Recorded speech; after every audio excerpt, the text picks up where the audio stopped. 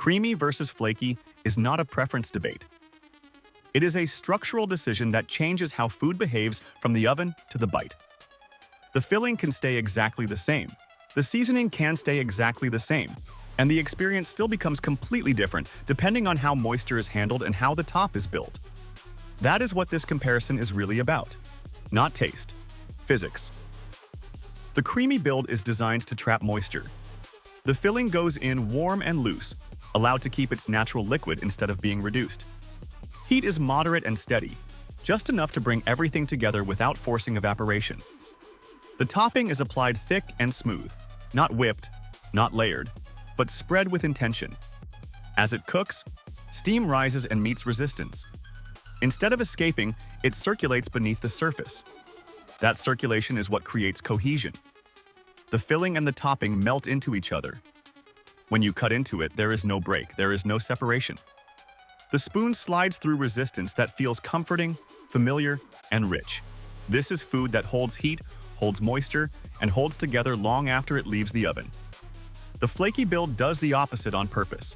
It starts by respecting evaporation. The filling is reduced first, slowly, until excess liquid leaves and flavor concentrates. This reduction is not about dryness. It is about control. When the filling goes in thicker and tighter, it no longer needs protection from steam. It needs release. The topping is layered, not smoothed. It stays dry, folded, and slightly uneven. This unevenness creates pockets. Those pockets become escape routes for steam. Heat is higher, time is shorter, and the goal is movement. Moisture rises, finds its way out, and leaves behind structure. When it comes out of the oven, the top is audibly different. It responds to touch. It cracks instead of yielding. The filling stays intact underneath because it was already prepared for heat. What most people miss is that neither version is better. They are engineered for different outcomes. Creamy is designed for comfort. It travels poorly but satisfies deeply in place. Flaky is designed for texture. It travels better, cools faster, and creates contrast on the first bite. One absorbs sound, the other makes it.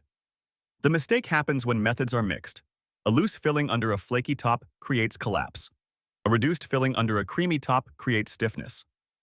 That is when people blame ingredients instead of structure. The failure was never the recipe. It was the build. Watching the surface tells you everything. In the creamy version, the top stays calm. In the flaky version, the edges move. In one, heat settles. In the other, heat escapes. These are signals, not accidents.